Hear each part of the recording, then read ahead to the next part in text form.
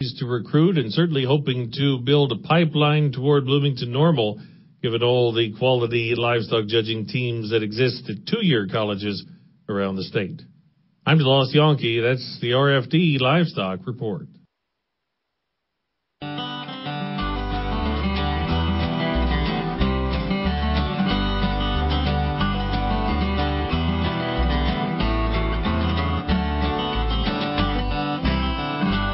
Hey, good Wednesday to you. It's time once again for RFD Illinois. I'm DeLoss Yankee. Thanks for being with us. We'll hear from Rita Frazier in just a little bit. She's in D.C. Annual spring event with the National Association of Farm Broadcasting is called Washington Watch. Monday is an issues discussion with a lot of different commodity organizations and other groups in D.C. Yesterday was on the mall area and actually in USDA's building.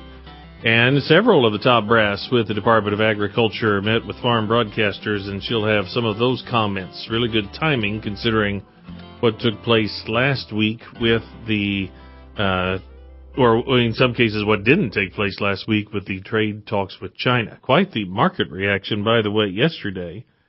Part of it was still some talks of being open to trade discussions with China, and then also with the planting numbers from Ag Statistics. 30% of the nation's corn planting, only 11% in Illinois, and only 9% of the nation's soybeans planted, which means 91% were not as of Sunday.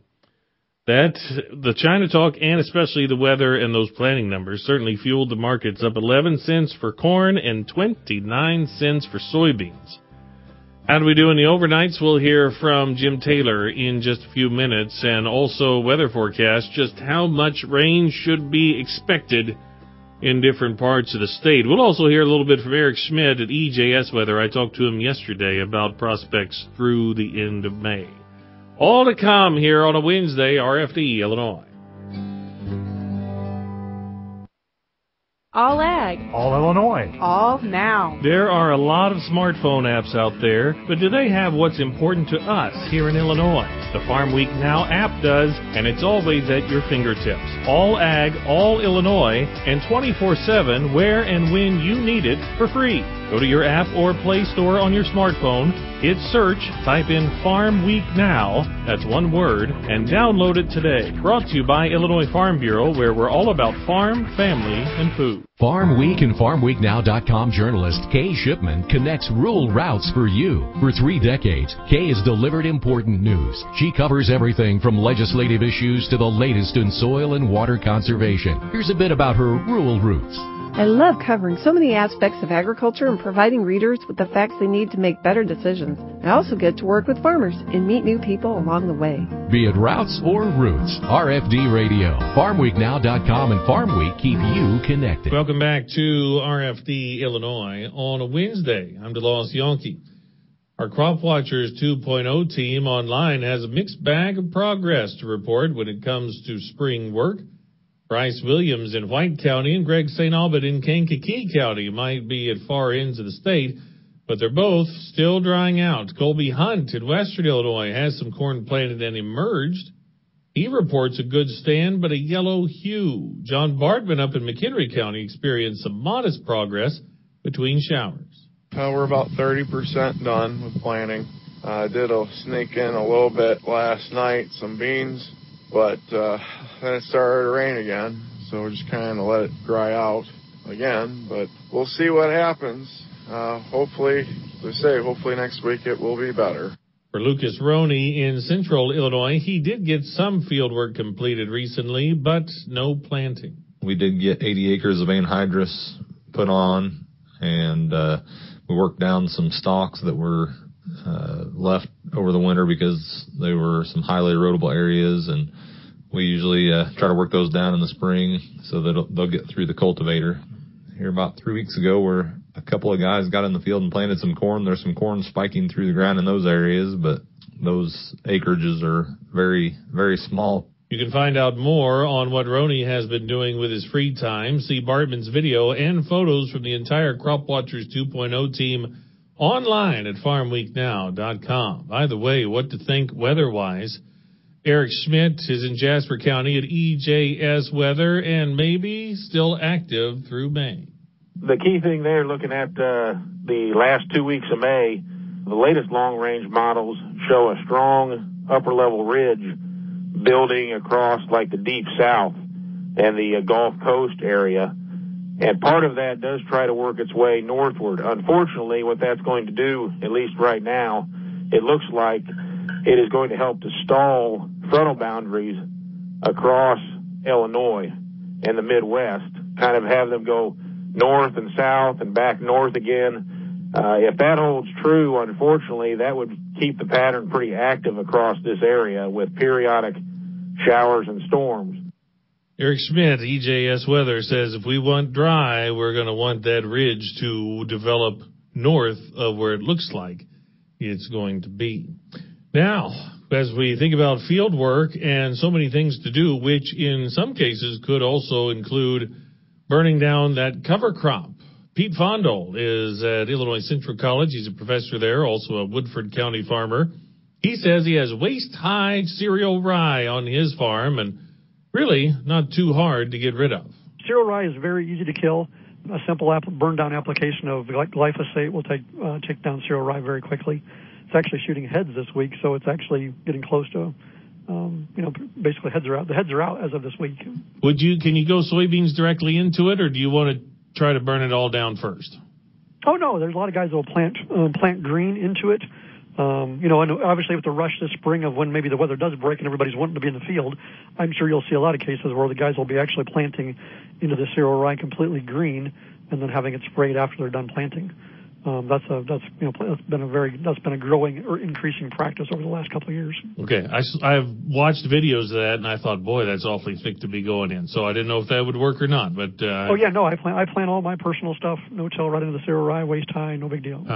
And then hopefully, if you have waist high cover crop, certainly that made a pretty good canopy and good for weed suppression to begin with.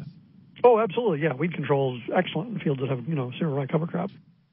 Pete Fondel is a professor at Illinois Central, which is in East Peoria, just up the hill from the Illinois River. And he has about 50 acres there on campus that he has to work. He has a couple of different setups. One is no-till with cover crops. And they do tile monitoring. The tiles are a couple of years old. They do monitoring, and automatic water testing takes place when those tile run that he can take samples from. That water then goes into a bioreactor, and then over the summer, for that 50 acres, all of it will go through a 1-acre wetland where they will be able to remove even more nutrients as they continue to work toward water quality. So good stuff there, and also great hands-on student learning opportunities at ICC. Stay tuned. Rita Frazier is in Washington, D.C. She'll have a report next on RFD, Illinois. Farm Week and FarmWeekNow.com journalist Daniel Grant connects rural routes for you. With more than 2 decades of reporting under his belt, Dan is the go-to source for farmers when it comes to commodities. Here's a bit about his rural roots. I grew up on a grain and livestock farm near Roseville in Warren County. What I love about my job is working with people, traveling across Illinois, and visiting farms along the way. Be it routes or roots, RFD Radio, FarmWeekNow.com, and Farm Week keep you connected. Attention corn farmers. Your corn checkoff dollars are working with the U.S. Meat Export Federation to grow red meat export volumes. Because when we're exporting beef, we're also exporting corn. The beef industry consumes 28% of all corn fed to livestock, plus additional corn in the form of DDGs, a co-product of ethanol production. Now that's what we call working an angle. Your checkoff is working corn from all angles. Because of the Illinois Corn Marketing Board, your profitability is our bottom line. A message from the Illinois Corn Checkoff. We're back here on RFD Illinois. I'm Rita Frazier in the nation's capital this week for Washington Watch. The nation's farm broadcasters here to talk not only to elected officials, but the USDA and their top brass came out yesterday to talk to us and get messages back to farmers. Ted McKinney, Undersecretary for Trade and Foreign Ag Affairs, talks about the disappointment in the breakdown of the China trade talks last week, but he does say he remains optimistic for those talks to continue, and also he mentioned another mitigation program in the works. To China is probably on your mind, and I think you know, or if you've read, we are in the middle of developing some sort of a mitigation program, a different mitigation program. I do think that's going to come far sooner than perhaps some of the lay press reported. We're working very diligently, all of us. This is an all hands on deck kind of thing, at the President and Secretary Perdue's request, so that we can give immediate relief, immediate and long term. There's some market development in there too, for our farmers and ranchers. It is unfortunate that the disagreement was realized with China. It's probably not surprising. I will tell you that discussions on ag had gone well. We were pleased, but I'll never forget, we were on a digital video conference, and I looked at Mr. Dowd, and he looked at me, and we said, this is different, and we sensed this backsliding starting. And then we compared our notes with other teams. So there was distinctly a change of views by our friends in China. But that doesn't mean we're mad at them. We do believe. We still believe. I am still optimistic that we're going to get there. And I read that the President, he committed, I think, that he'll be visiting with President Xi Jinping on the margins of the G20, and that's a good thing. If you're still talking, it's a good thing. So I'm optimistic because I think China really does need the U.S., and certainly we need and want them. So we're working through these things, but I still am optimistic that we will get there. In the meantime, McKinney also said he believes the details of that mitigation program for farmers will be rolled out in a matter of days, not weeks or months. But I think it's more like days, not weeks, months. So that's as close as I can get, because I don't want to get out ahead of the Secretary or the President. But the intent is to be quick, because we want to send a powerful message to, first, our farmers and ranchers and the ag world, but also to our friends around the world that ag is not up for debate. The diversity, the portfolio, if I can use, I think is going to be very diverse. I don't want to get into specifics, but it's all the above. We're still finalizing it, and so some pieces may come and go, ebb and flow, but we're looking at all of those things. Some of the types of programs that you saw in the three-headed monster, your words, not mine, thanks, but also other things, because we want to be robust, and we want to make sure that farmers really get the message that while trade is preferred, the administration has their backs, given the strife they've been through over these last many, many months. So it's an all-of-the-above strategy, and you're going to see some new things, and you'll see some traditional, or some things like we did before. Ted McKinney, Undersecretary for Trade and Foreign Ag Affairs, USDA.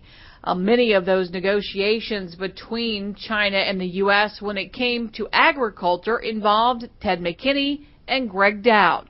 Dowd being the chief ag negotiator at the Office of USTR. Dowd gave us the agriculture perspective in the trade talks with China. In agriculture, we have the most to gain from an agreement with China, and we also have the most to lose without an agreement with China. Ted and I we've been on most of these together. We've had the first conversation just about a year ago. Since that time, we've had about 20 or 21 negotiating sessions with my counterpart, Vice Minister of Agriculture, Han Jun. These conversations have been historic, in my opinion. We have spent hours and hours and hours talking about an enormous number of issues in agriculture. And I want to put this in some context for you today to help you understand the scope and the magnitude of issues just in agriculture. So we exported $19.6 billion worth of agricultural products to China in 2017, and it dropped significantly, obviously, in 2018 to $9.3 billion, even though overall U.S. ag exports last year were up $2 billion to about $145 billion. To put that in context, let's talk about China for a minute. In 2018, China's total agricultural imports were $124 billion. So total U.S. ag exports, 145. Total Chinese imports of agricultural products, 124. So in a good year, we're getting 20 out of 124 of what China imports. And the point I've made from the beginning of this conversation and continue to make with my counterpart in China is that 20 out of 124 just isn't going to cut it. And the frank fact of the matter is, yes, we import or export to China somewhere around $13 billion worth of soybean. But if you look through all of the other commodities, whether it's wheat, corn, soybeans, rice, ethanol, distillers grains, dairy products, we could go into a lot of different products here on the beef, pork, and poultry side of the equation. We have almost no access. Let me repeat that. We have almost no access in most of these other commodities. And in fact, here is a very telling statistic. In just the month of March, the month before last, the most recent trade data, China imported $965 million worth of beef, pork, and poultry combined. They're now importing almost $1 billion in meat a month. How much of that came from the United States, of that $965 million? Anybody tell me? $35 million. $35 million out of that $965 million came from the United States. And that is a point that I have consistently made in these conversations, is that is not going to cut it. Greg Dowd, Chief Ag Negotiator, Office of the U.S. Trade Representative, will break for markets and weather. With the RFD Ag Market Summary for this Wednesday morning, I'm Jim Taylor. Corn, beans, and wheat all ending Tuesday double-digit higher. July corn closing at 368 3/4, up 12 1/4. September corn up 11 1/2, 377 1/4, and December corn up 11 1/4, 387 3/4. July beans closing at 831 1/2, up 29. August beans up 29, 838, and September beans up 29, 844. July wheat closing at 448 1/2, up 11 1/2. September wheat up 10 3/4, 456. And December wheat 470 3/4, up 11. July bean meal 298 even, up 10.70. July bean oil $27 even, up 39 cents. In current electronic overnight trading, July corn up 5 1/2. September corn up a nickel. December corn up 4 1/4, 392. July beans in the overnight up 4 1/2. August beans up 4 1/2, and September beans up 4 1/2. 848 1/2. July wheat in the overnight up 4 3/4. September wheat up 4 1/4, and December wheat up 474 3/4. In the outside markets, July Brent crude oils 71.24. That's up 101 a barrel. The June gold contract up 330 this morning, 1299.60. In the livestock market from Tuesday, May lean hogs unchanged, 83.55. June lean hogs 89.12, up 2.45. June live cattle 109.50, down a quarter. August live cattle down 20 cents, 106.72. May feeders 136 even, up 95 cents. August feeder cattle down 60 cents, 142.50. Cash livestock at the Fairview Sale Barn this week. Steers 126 the top. Illinois direct barrels and gilts trading steady on Tuesday, 51 to 57. I'm Jim Taylor for the RFD Radio Network. Good morning. This is meteorologist Anthony Baglione with the early morning ag weather update on the RFD Radio Network for this Wednesday morning. Most of the state has remained dry over the past 24 hours, with little rain expected again today, which is a good sign for any crop planting or any outdoor activities you may have going on today and into the afternoon. The Illinois River in the Peoria area is still currently above flood stage and should remain that way for the rest of this week and into the weekend. Going forward, a very warm pattern is expected to set up for the middle to end of the month for most areas across the Midwest and the Plains. Temperatures this week will be on a steady climb from the mid to upper 70s today to many spots reaching the 80s by Thursday. Even with scattered rain chances expected into the weekend, temperatures will remain on the warm side with most spots in the upper 70s to near 80 degrees.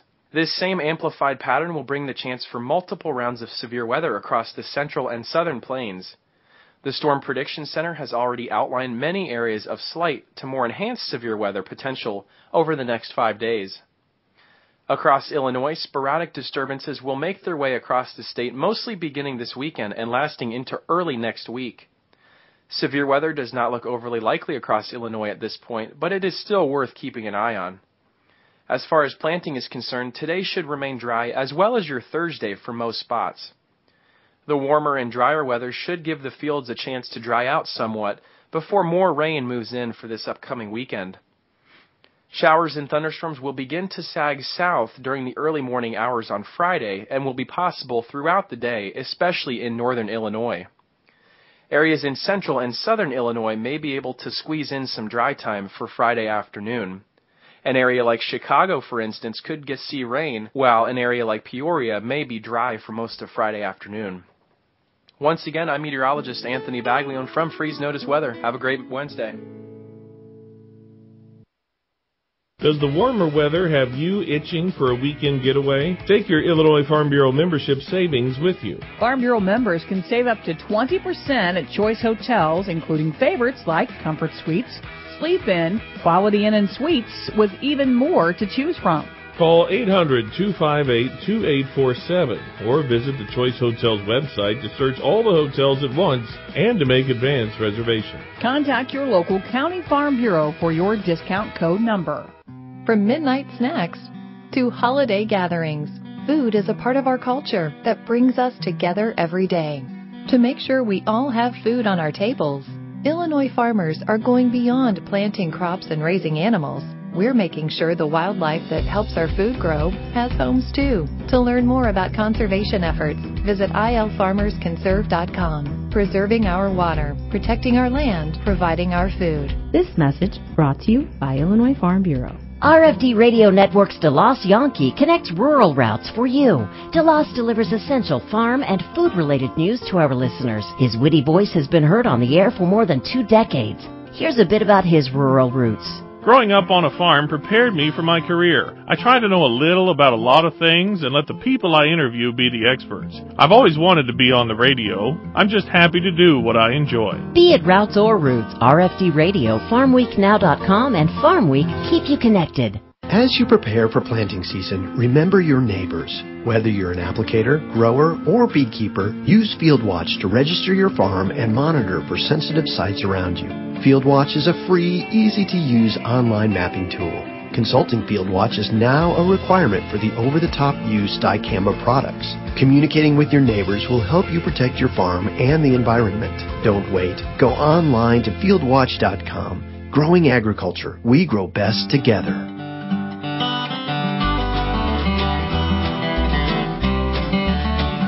That'll do it for RFD Illinois on a Wednesday. Thanks so much for being with us.